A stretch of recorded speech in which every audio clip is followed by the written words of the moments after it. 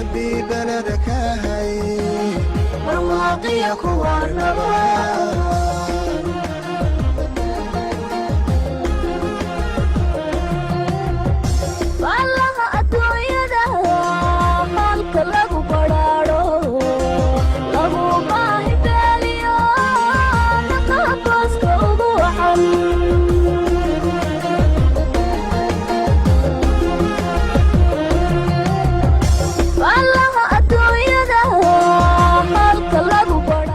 ganacsatadu waxaan u jeedaa in ay u guurayaan inay investment sameeyaan oo trade-ka ay investment ku daraan kaloo aad u dhiirigelinayaa bangiyada abuurmay oo ganacsiga inay kobciyaan la rabo maxaa yeelay dhalinyaro fara badan oo waxbaratay oo aaraa haysa ayaa jirta dowlad ahaanna waxaan rajaynayaa inaan mar dhow aan samayn doono guddi ka wada shaqeeya sidii dadka shaqo loogu abuuri lahaa oo mashaariicda study-gooda iyo feasibility-gooda ka qayb qaata iyo isu keenidda dhalinyarada jaamacadaha ka baxay iyo maalgelintii lacagta in loo helo mudanayaal midwooyin waxaan hubnaa carwadatani wax weyn inay ka bedeli doonto aragtida laga haystay dhaqaalaha iyo ganacsiga Puntland isla markaasna ay sahli doonto in ay ganacsatadu helaan hab ay ku kala faa'iideystaan dhexdooda abuuraana hanaan xoog iyo khibrad isweydaarsi waxaan mar labaad iyo mar saddexaad u mahadcelinayaa dhammaan ganacsatada soo bandhigtay cududooda ganacsi si ay u qanciyaan macaamiishooda una kasbaan macaamiil hor leh waxaan ku dhiirigelinayaa ganacsatadu inay sii wadaan dadaalada ay uga qayb qaadanayaan maalgashiga waddankooda arrimaha bulshada iyo dhismaha shaqo la'aanta runtii waxaa farxad weyn noo ah in meel ka mid ah Soomaaliya ay ka dhacdo bandhig ganacsi oo noocaan runtii muddo badan ayaan raadinaynay waxyaabo badan baan isku daynay in la sameeyo sababtoo ah ganacsigu waa kaabaha ugu muhiimsan siyaasad iyo nabad iyo wax walba oo Soomaaliya maanta ay leedahay aan rajaynayaa in bangiyada Soomaaliyeed iyo wax soo saarka Soomaaliyeed dhammaantood ay yimaadaan haddii carwada boosaaso ay bulaasho oo weynaato waxaa dhici doonta in adduunka indhaha nagu qabto in la ogaado Soomaaliya waddan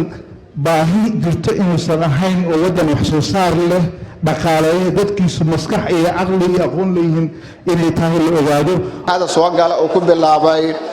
inuu si gooni ah u fiiriyo maalgelinna u sameeyo dadka danta ama low income ka dadka aan oo dakhligooda hooseeyo anagoo businessyada dadka weeratada ama dadka aad levelkooda u hooseeyo kala bilowna u sameeyna maalgelin aan wax dul saaran ama wax faa'iido aan la saaranaynin ama profit laga raadinaynin joogteynana qofkaas inuu marxaladaas ka soo baxo uu gudbo marxaladda ku xigto small business haddana uu sii gudbo medium ilaa aan gacanta ku hayno qofka ilaa uu ka gaarayo corporate level haddii aad account ku leedahay bangiga IBS waxaad awoodaa in dunida meel walba kamida iyadoo account to account ama bangi la isticmaalayo lacag lagaga soo diro muddo aad u kooban gudaheedna ay ku soo gaarto akoontiga ku leedahay bangiga IBS waxaan aad ugu faraxsanahay annagoo ah bangiga caalamiga Soomaaliyeed International Bank of Somalia inaan ka soo qayb galno bandhigga ganacsiga Puntland kaasoo sanadkan ka dhacay magaalada Boosaaso ee gobolka Bari bangiga IBS wuxuu ka mid yahay bangiyada ugu weyn ee waddanka jira waana bangiga ugu horeeyay ee international ee Soomaaliya laga furo waxaan rabaa wax yar inaan ka taabto muhiimadda uu taagan yahay bangiga IBS iyo waxyaabaha uu bulshada Soomaaliyeed u hayo bangiga IBS caasimadda Soomaaliya ku yaala xaruntiisu weyn waana markii ugu horeysay oo soo gaaro deegaanada Puntland ujeedada uu soo gaarna waxay ahayd in bulshada Puntland la soo gaarsiiyo adeeg bangiyeed bas mahane adeeg bangiyeed oo international system ah ama international standard waxaan markii ugu horeysay bandhigan ganacsiga Puntland ka hirgelinay in dadkii macaamiisha ama dadkii soo booqday ama ka qayb galay bandhigan ay akoona ka furteen sidoo kale markii ugu horeysay qaateen Mastercard-ka IBS Bank ayna ku qaateen isla goobta sida wada ogsoonahay waa bangiga kaliya ee suurta galiyay guud ahaan Soomaaliya gaar ahaan Puntland in qofkii intuu yimaado xarunta expo-ga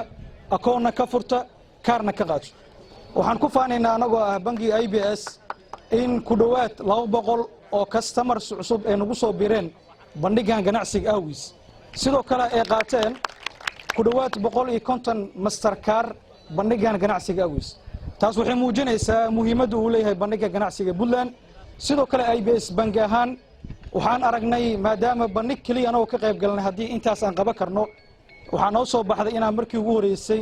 xarun ka furano baranji ka furano deegaanada Puntland waxaan ku bilaabi doonaa magaalada Boosaaso bangiga IBS wuxuu sameyn doonaa markii ugu horeysay magaalada Boosaaso iyo guud ahaan deegaanada Puntland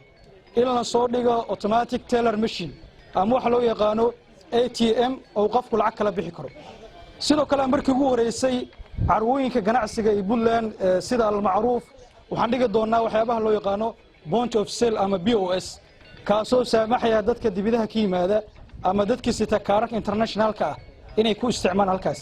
taas waxay muujinaysaa muhiimadda bangiga IBS uu leeyahay deegaanada Puntland gaar ahaan magaalada ganacsiga ee Boosaaso